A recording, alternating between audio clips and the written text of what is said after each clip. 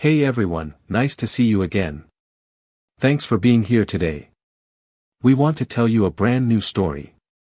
My wife wanted to throw a dinner for her coworkers and their spouses because she wanted to meet new people and make connections. I cleaned the house, cooked a 3-course meal, and made sure the wine was cold for hours before the party.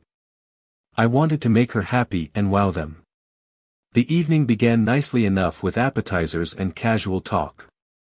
Everyone seemed to be having a good time and was saying nice things about the food and the setting. I calmed down and thought, maybe this wasn't going to be so bad after all. Then things went in a direction I didn't see coming. The subject of relationships came up while my wife was on her 3rd glass of wine. I knew that smile meant trouble when she looked at me with it before she turned to her coworkers. What's funny about that? She spoke a little louder than she needed to. When we met for the first time, I thought he would be a great catch because he was big, successful, and great at everything. With a staged wink, she stressed the word all. The husband of one of her coworkers asked, "And he isn't?" Everyone laughed because they thought it was just spouses joking around. Let's just say she put up her hand and squeezed her thumb and middle finger together so tightly that there wasn't much room between them. Some things aren't as good as they seem. The whole table laughed out loud. I couldn't look at anyone because my face hurt. She wasn't done, though. It's really like being married to a young boy. It was quick to begin and quick to end, if that makes sense. As she went on, more laughing followed. I sometimes wonder if I should get him a booster seat for the car. One of her female coworkers tried to change the subject, possibly because she could tell I was feeling uncomfortable. But my wife wouldn't give up. It's really okay, though. Everybody has a cross to carry. Mine is just a little smaller than most. She raised her glass in a fake toast, and everyone grudgingly did the same. There was a lot of awkward tension in the air now. As the talk thankfully moved on to something else, I sat there frozen and didn't touch my food. But the harm was already done. It was clear in their eyes. A feeling of pity, embarrassment, or that uncomfortable knowledge that you can't hide. At my own dinner table, my strength, my confidence, and my pride were all laid bare like a joke. It wasn't just the shame that hurt the most. It was realizing that the person I thought would be my best friend and life partner didn't think much of me because she would use my deepest fears as dinner entertainment. The rest of the night went by without me having to do anything. I just cleared plates, refilled drinks, and forced smiles at the right times. Something was breaking on the inside. The way I saw my marriage, my wife, and myself was changing in a deep way. She didn't act like anything had happened after our guest left. When I told her about it, she completely ignored how I felt. Take it easy, it was only a joke. These kinds of jokes are made by everyone at some point. That's too much for you. That night, she slept quietly next to me while I lay awake and stared into the dark. Her words kept playing over and over in my head. She hadn't said anything about my height or how well I did in bed before, but this was the first time she did it in public and on purpose. I had no idea that this dinner party would be the event that finally made me see ourselves as they really were. Shame can sometimes wake you up in ways you didn't know you needed them. It wasn't just that dinner party that happened. As I lay awake that night, memories came flooding back to me. They were like a steady stream of small cuts that had slowly drained my self-worth over the 8 years we had been together. At first, she said things in a subtle way, usually as jokes or helpful ideas. Before we went to events with her coworkers, she would say, "Maybe you should wear shoes with thicker soles. It could make you look more powerful." It would make me laugh because I thought she was just being sensible. After that came the bedroom talk. What began as advice quickly turned into criticism. "Is that it?" She'd ask with disappointment on her face. "Already?" Even worse, she would sigh, turn away, and say, "Don't worry about it, I'm used to it by now." The more I tried to make her happy, the more she let down her guard, sighed, and lightly shook her head. When I got promoted at work 3 years ago, there should have been a party. When I told her I was proud of my new job as a senior, she said, "That's nice. It looks like they didn't have many choices this year." Then she quickly changed the subject to what she had done at work. I remember standing in our kitchen with a bottle of champagne open while she talked about herself for 40 minutes straight. Getting together with family was another battleground. She would put her hand on my shoulder and say things like, "This is my husband," when she introduced me to distant cousins. I didn't see him coming when I thought about getting married as a child. "We get by, though, don't we, honey?" She did all of this while wearing that perfect smile that made everyone think she was just being friendly. She would point out smaller sizes when we were shopping for clothes and say, "Maybe someday, right?" In front of the store reps, if I liked something I tried on, she would frown and say, "That's fine if that's what you want, but it doesn't really do you any good." Things I liked to do weren't even safe. I had always wanted to learn how to play the guitar, so I started taking lessons. She laughed and told her friends on the phone, "That's cute. He tries so hard, but some chords are out of reach for his small fingers." It had been 3 months since I last played. In private, she would say nice things about me, but in public, she would say mean things about me. As we got ready for an event, she would tell everyone that she had to help me put together my outfit because I dressed like a teenager who couldn't tell the difference between colors. She would praise a meal I made at home and then tell dinner guests that I was still learning the basics. Our trips always went the same way. She would judge my ability to plan, my ability to find my way, and the restaurants I chose, all while posting pictures of our perfect couple moments on social media. The difference between how she talked about our marriage online and how it really was shocking. After the dinner party, I looked through her Instagram the next night and saw pictures from the event. Wonderful dinner with wonderful friends, and thanks to my wonderful husband for making it all possible. People wrote love emojis and couple goals in the comments below. That's when it hit me hard. I had 2 marriages going on at once, the one she made public online and the one I lived in privately, where I was constantly told I wasn't good enough. As the morning light came in through our bedroom curtains, I was shocked to learn that this wasn't love. It had been going on for years and was abuse. Something very important changed inside me when I realized I was in a cruel marriage.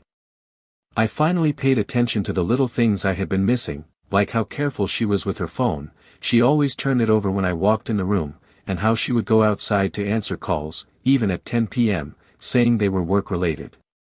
On the weekends, she left her phone on the kitchen table while she was taking a shower 2 days after the dinner party.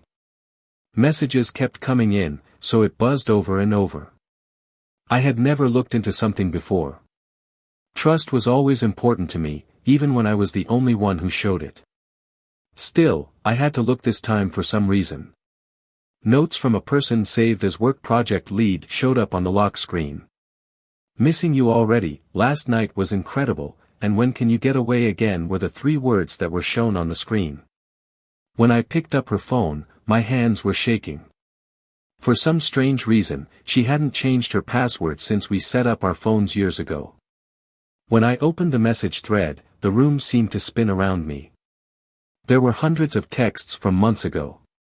Photos with explicit content, detailed reports of hotel meetups, and plans for their next meeting. In the most current message thread, they talked about what they were going to eat for dinner tomorrow. "It looks like I'll be working late," which I didn't know. But the messages where they talked about me were what really broke me. She wrote that he doesn't know because he's too busy trying to make me happy to notice anything. Her boyfriend had asked her if she felt bad about what she did. She asked, for what? For once being with a real man. He should be grateful that I stayed with him for so long. As I scrolled back further, I saw texts from the dinner party night. She wrote that he just sits there and takes it. I pretty much told everyone that he was small and not good enough, but he still served cake with a smile. "It's pretty simple. That's because he knows he can't do better than you," her lover said. Right where I found it, I put the phone down and walked to our home office. I started to carefully go through our joint accounts, credit card bills, and phone records. There was a lot of proof very quickly. Hotel fees that don't make sense. Places to eat I had never been to on dates we were meant to have had. Her company had never set up work conferences on the weekends before. It had been going on with someone from her job for at least 7 months. But not a project lead. It was her equal-ranking coworker, whose wife was sitting across from me at dinner and also didn't know. I put important papers and screenshots in a folder after printing them. Then I called my best friend and asked if I could spend a few days at his house. The same afternoon, I called a lawyer. That evening, I was totally normal. I asked how her day was. I made dinner. I told her to watch her favorite show. The folder was hidden in my bag next to the door the whole time. While she texted him, she sat next to me on the couch and smiled at her phone. Good news at work? I asked it informally. Is it just a project coming together? Her answer came out without a look up. You wouldn't understand anything. I looked at her face as I sipped my wine and nodded. I had lived with this stranger for 8 years. She was the one who slowly destroyed my sense of self-worth and betrayed me in the deepest way possible. I tried to say, I love you, but couldn't. She took a quick look up. She automatically replied, love you too, and then she went back to her phone. Everything became clear in that moment of practiced, empty habit. I wasn't just being put down and laughed at. Someone was actively lying to me because they didn't really love me. It was the first time since the nightmare started that I felt something strange rising inside me. Not sadness or even anger, but a cool, clear decision. It was time to stop this act. The next day, I got everything ready to go. I moved some of our group accounts to a new personal account. I called my lawyer again to make sure our plan was complete. I even took the afternoon off to help a friend move important things to her new place while she was at work. There was everything ready for the fight I knew had to happen. That night, I made her favorite meal, which was salmon with roasted veggies and white wine. When she got home, she was shocked to see a love scene. She threw her keys on the counter and asked, "What's the reason?" I answered, "Just felt like being nice," and poured her a glass of wine. "How was your day?" "As usual, busy and stressed." She looked at her phone again and probably sent him a message before she sat down. We ate in mostly quiet until I spoke up. "I need to talk to you about something important." She let out a big sigh. "Could you wait? I'm worn out." "It can't, though. The folder is on the table in the middle of us. I know about the breakup."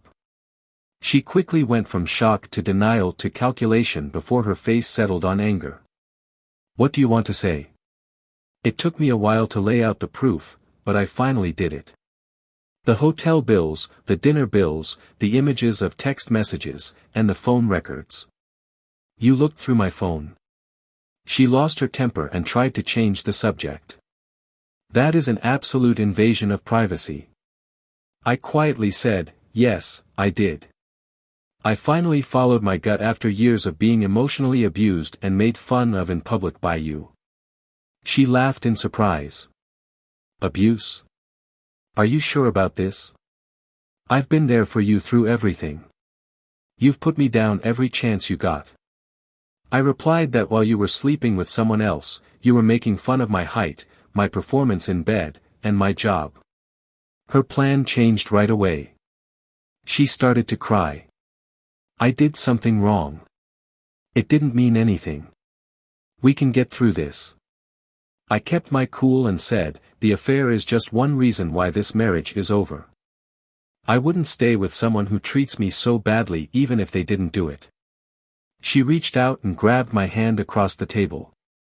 I stepped back. She begged, "You don't understand. I have been under a lot of stress at work." He was just there. It was a weak moment. I told her it was 7 months of moments. "And the things you said about me." Her tears went away right away, and she was filled with cold anger. Okay. Do you want the truth? Yes, I've been sad. What did you think would happen? You never made me happy. Not mentally, not financially, and not physically. It almost made me feel better to hear her honest thoughts, so I nodded. That's the exact reason I'm going. That person doesn't deserve to see me that way. You. She laughed. Better than I am. It will be hard to find someone who will put up with your limits. She made a rude gesture at my whole body. It was strangely peaceful for me to see her pretty face turned ugly with anger at that very moment. She had never loved me. She loved controlling me and putting me down. I said, I've already talked to a lawyer. It will be possible to get a divorce tomorrow. I'm going to stay somewhere else until it's over. Her face changed again, this time showing fear instead of disgust. That's not possible. Where are you going? What are people going to say? I stood up and said, I don't care what people think anymore. That was never mine, it was always yours. She ran after me and grabbed my arm as I moved toward the door. Let's talk about this now. You can't throw away 8 years. I gently took her hand off of mine. You threw them away. One word, one lie, or one betrayal at a time. I saw something new in her eyes for the first time since we got married. Thanks. I didn't feel love or care, I was shocked to realize that she was no longer in charge of me. She whispered, you'll feel bad about this. I'm the only one like me. I really did smile. I am counting on that very much. That night, I left our house with only my laptop and a bag. The cool air in the evening made me feel free. At the end of the block, my friend was waiting in his car. I had planned everything out to the minute. Her voice changed from angry to desperate as she followed me to the door. Do you think this is a scene from a movie? She yelled. Do you think you're being mean to me? Come back inside. I didn't look back as I walked on. Her voice changed once more. I beg you, she called less loudly now. I'm sorry. We can make this right. I am going to therapy. I will do what you ask. My steps slowed down for a moment. After 8 years, habits almost drew me back into her world. But then my phone rang, it was a text message from her boyfriend to both of us. Is everything okay? I can't reach you when I call. She must have known that I had his number. I could hear her angry scream down the street as I got to my friend's car. As we drove off, my friend said, she doesn't look happy. That's not how she normally acts, I told her. The next 3 days were full of important tasks. The divorce papers were sent quickly by my lawyer. I joined some new groups. While she was at work, I set up a moving company to pick up my last few things. I rented a small room for 6 months after finding it. My phone never stopped during the whole thing. She sent many texts at once, some angry, some pleading, some threatening, and some trying to make a deal. When she showed up at my office, she made a scene that made me even more sure of my choice. She told her sister to talk sense into me, but after hearing the whole story, her sister told me quietly that she understood why I made the choice I did. I went back to the house with a police officer with me on the 4th day to get some personal things I didn't trust the movers with. Photos of my family, things that belonged to my parents, and important papers. She was ready, her eyes red and swollen. You told the cops about me? As I walked in, she hissed. I told her, I'm just here for my stuff, and I walked past her to our bedroom. She followed me and watched me quietly as I gathered up the pieces of my life that were left in front of her. What about all the fun times? She finally did. You're just getting rid of everything. I took a moment to carefully think about my answer. You did that when you thought I wasn't good enough. You didn't need to say that, I never said it. Every day, you showed it in a million little ways. She didn't seem to answer for the first time. As I carried my box to the front door, she stood in the opening, looking smaller than usual. She tried one last time just as I got to the barrier. She said that your name is still on the loan. Half of the bill is still yours. I said yes. That will be taken care of by the lawyer. If you have to, sell the house. She told him, I can't afford it by myself, letting her guard down. That's no longer my problem. A flash of the old disdain showed up on her face. This is the reason I needed someone else. You're not strong enough to defend our marriage. One last time, I looked at her very carefully. I could clearly see her at that moment. She wasn't the goddess I had put on a tower or the mean person I had been dealing with lately. She was just a flawed, insecure person who had gotten stronger by putting other people down. I just said, I'm not fighting for something that hurts me. No, that's not weakness, that's pride. It was her first real sob that broke through when I shut the door behind me. The sound followed me down the path. It was rough, uncontrolled, and oddly gratifying. While riding in the police car, I let out a full breath for what seemed like the first time in years.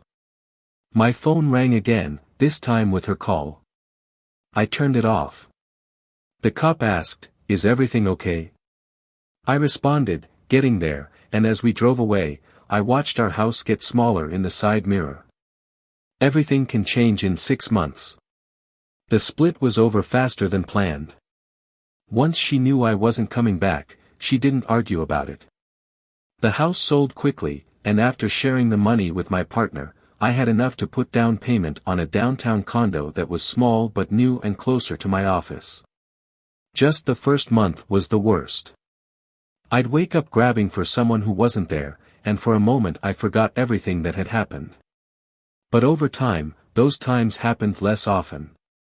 For no reason, I joined a gym to get stronger. I didn't want to get bigger or show anything. I started therapy to work through years of subtle manipulation that I had accepted as usual. I jumped right into a big job at work that had scared me before. I did very well when her voice wasn't telling me I wasn't good enough. I got a raise 3 months after moving out that I wasn't sure about when we were together. I got back in touch with friends she had slowly pushed away over the years. I began taking guitar lessons again. I cooked meals that I liked without thinking about what she thought. Small freedoms added up to a new life, one that was based on my own needs and wants instead of what other people thought. At first, I didn't want to date, but 4 months after the breakup, I met someone at a client's business event. She was the project manager for their business and was smart, honest, and truly nice. The conversation went smoothly, and when she offered coffee the next week, I was surprised when I said yes. The coffee date turned into dinner, then hiking on the weekend, and more. She never judged me or made me feel bad about myself. I was ready for letdown or comparison the first time we were close. Instead, she was there, she talked to me, and she held me close and whispered, "That was perfect." 3 simple words closed up wounds I didn't even know were there. Then the day came that I had secretly feared. The celebration for my friend's wedding was at a fancy restaurant where many business people in the area liked to hang out. I knew it was likely that I would see my ex-wife there. I went there with my new partner, feeling good about my new life and my custom-made suit. After an hour of laughing with friends at the reception, I felt someone I knew. My ex-wife looked at us from across the room. She wore more slick clothes and seemed thinner than normal, like she was trying to look perfect. We briefly looked at each other. I nicely nodded and quickly went back to what I was talking about. Later, while my partner and I were dancing, my ex came up to us. She said in a rough voice, "You look good." "Thanks." I just said, "So do you." Between us, there was a strange quiet that was full of things we wouldn't say in public. She finally said, "I heard about your promotion. Excellent work." "Thanks." She took a quick look at my partner, who had left to get drinks. "She looks nice." I proved that she is. Very. One more stop. She looked like she was waiting for something, maybe to be asked about her life or to be told that I missed her. I didn't offer either. Finally, she told me to go back to my table. When I saw that she was sitting alone at a table with couples, I nodded. She said, "For what it's worth," as she turned to leave, "I'm sorry for everything." Those words would have meant a lot to me 6 months ago. They were just words now. I truly wished you to discover what you're seeking. My partner came back and gave me a drink. That was it? Yes, I assured you. That part of the story is now over. She gave me a knowing squeeze on the hand, and then we went back to our friends. After the party, as we were leaving, I caught one last look at my ex-wife. From across the room, she was watching us. When she saw me laugh at something my partner said, she had a complicated look on her face. At that moment, I understood that my biggest act of revenge wasn't planned or carried out. It was just being happy without her shadow over me. I left with a strong sense of self-worth and a hand held by someone who truly valued me. There were no big fights or mean words, just the quiet victory of rebuilding a life that was finally mine. Our story is over. Do you want to join our group if you've made it this far? It really helps us a lot. I've picked out 2 more videos that I think you'll enjoy. You are welcome to click on them. I look forward to seeing you in the next story. Have a nice day.